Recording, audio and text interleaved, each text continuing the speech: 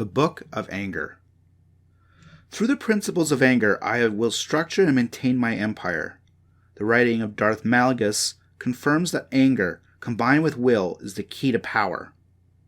When anger intensifies to rage, it is unstoppable.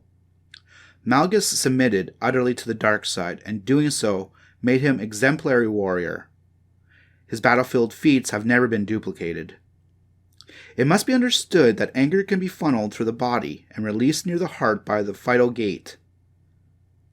The destruction that can be unleashed by this method is immense. Thousands of enemies can be annihilated in a single act of malice. In time, the channeled anger of the dark side will prove just as destructive as the Death Star. There will be no longer a need for costly constructions.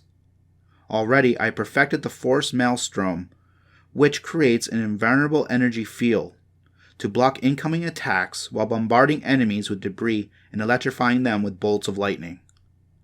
This technique can be increased into Force Storm.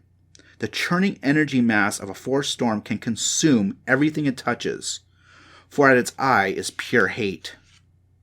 Just as a black hole devours a star, this storm can swallow armies and fold space. It may take decades to master this art, but once I have perfected it, I will be invincible. Anger has more uses than personal strength.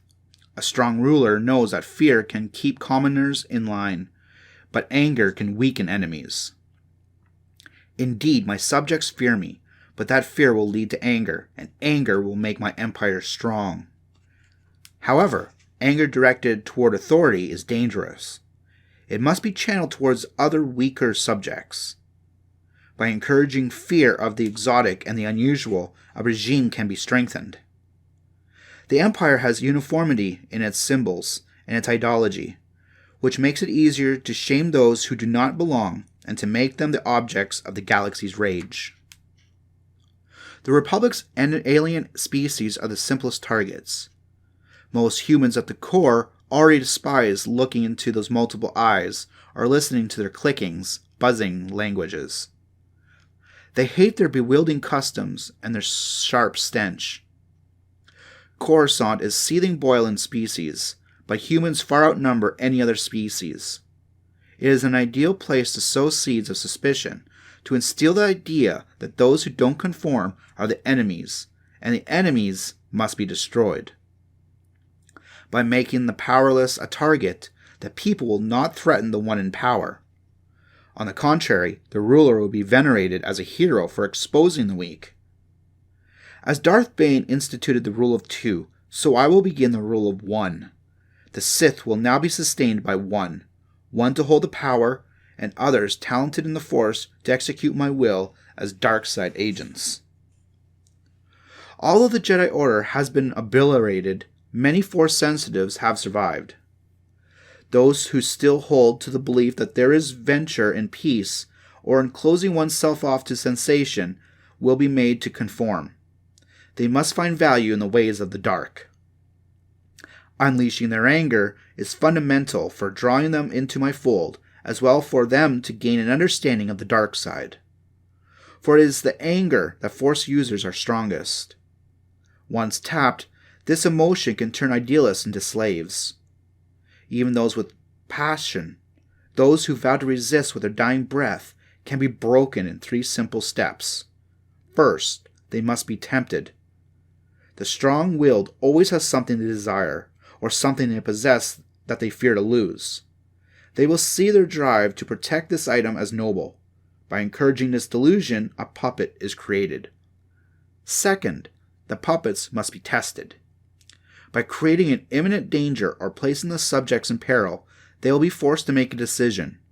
Crazed by fear and the mere thought of losing what they hold dear, they will do anything that is asked of them, if only to preserve their most cherished desires. Third, they must be forced to submit.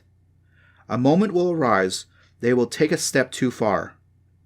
In panic or fear, they will hurt others or commit a crime in such a way the outside world will never forgive.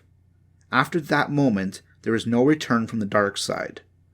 Some who have ensnared will choose to end their lives. Most, however, will accept the role of new warriors of the dark side. One life has ended, and a better one has begun. As the new rule of one is enacted, I will be free to enlist a throne of dark side followers. These talented mimics will be trained to replicate a smattering of my abilities, yet will never take a faction of my authority. The Inquisitorius is an arm of my imperial intelligence tasked with extricating information through torture. The most effective will serve as Grand Inquisitors, and the best of those will be selected as an Emperor's Hand. These elite agents will be handpicked for loyalty and stealth. They shall be unseen enforcers across the breadth of my vast dominion. The red-robed royal guard will protect me from those who think themselves worthy of an audience with the Emperor. Within their ranks, a few who are in touch with the Force will comprise a rectified warrior unit called the Shadow Guard. Captured Padawans and survivors from the Jedi Service Corps are less gifted in the Force, but they will serve me nonetheless as Darkside Addicts.